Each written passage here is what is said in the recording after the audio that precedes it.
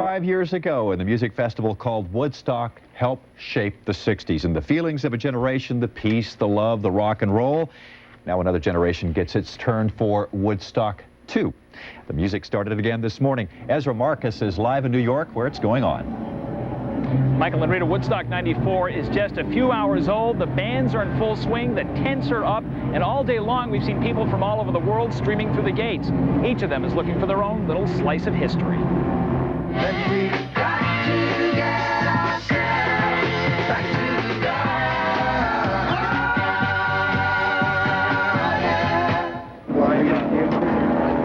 They have come from all over. Philadelphia, Port Erie, Ontario, Cape Cod, New York. They have come to listen to all different kinds of music. Metallica, The Band, Aerosmith. definitely CSN, and Nine Inch Nails. And they have all come searching for something. I was at Woodstock 1, so I want to see how different it is. And everybody said this is going to be real commercial. I think the people will make it different. Well, I missed the whole thing 25 years ago, so anything I find will be a new beginning. Like its predecessor, Woodstock 94 is its own city, a mass of people, a sea of tents, a cross-section of America. People eat, people bathe, people act very strange.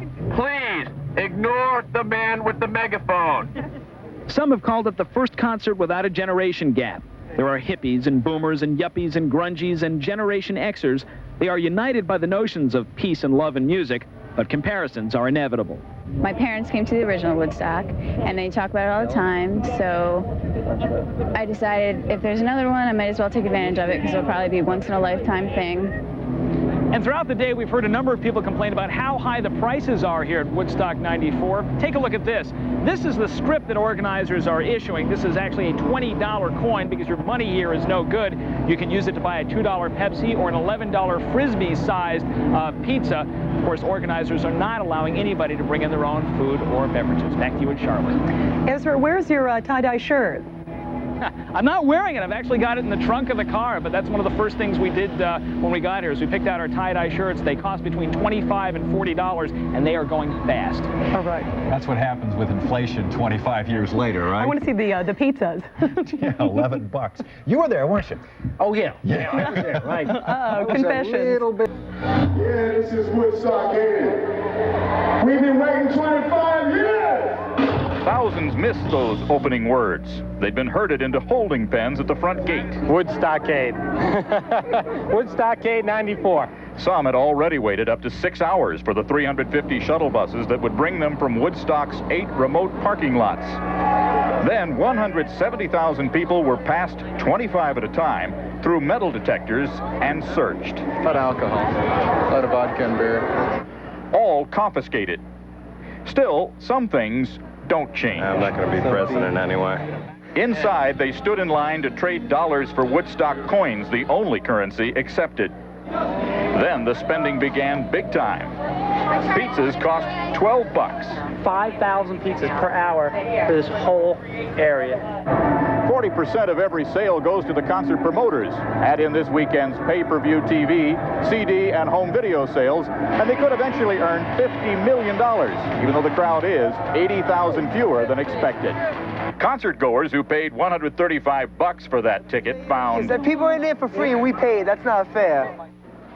Still, they struggled to pitch their tents, settle in, and await the big-name acts who start performing tomorrow. It is kind of a corporate Woodstock, you know, but still, it's still going to be a... music, and there's music, It's going to be a blast. Perhaps, if they're left alone, as those who came to the first Woodstock were.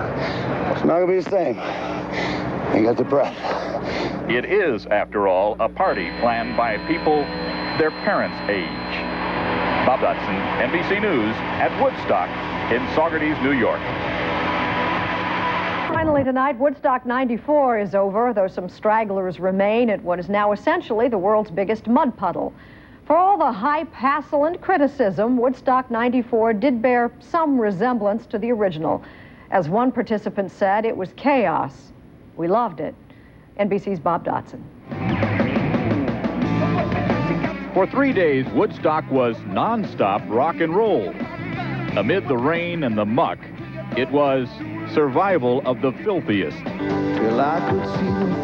But in the wee hours of this morning, the festival ended quietly with a candle that lit another, and a vision of peace from Peter Gabriel. The faithful shuffled off to find shuttle buses that would take them to their cars. Where are you going to? What destination? Some lost their shoes in the muck and wandered for hours. It's worth the walk, though. Get on one of these buses. Woo! There were only 300 for the 250,000 who needed a ride. State troopers predict it could be tonight or early tomorrow morning before everyone can get home. You realize it's a lot like life. You know, you plan, and then you cope with the problems. People were too tired to drag away much of what they'd lugged in. They left behind a city of abandoned tents and tons of trash. Ironically, even before Woodstock, the town of Saugerties did have plans to turn this site into a dump. It's been quite controversial. But the town is now a big winner. It got $4 for each ticket that was sold, about $1 million, plus money to clean up and restore all of this. Now it's considering a new art center on the site. That can't start until the last of Woodstock wakes up. I've heard worse alarm clocks than a bulldozer. I say everybody had a good time. I didn't see one fight. I didn't see even one person looking for a fight. It wasn't all peace and love in this instant city of 350,000, but police reported fewer problems than in other gatherings this size. So, will there be another Woodstock? Let's sleep on it. Bob Dotson, NBC News, at Woodstock in Saugerties, New York. That's Nightly News for Monday. I'm Jane Pauley. I'll see you back here tomorrow night.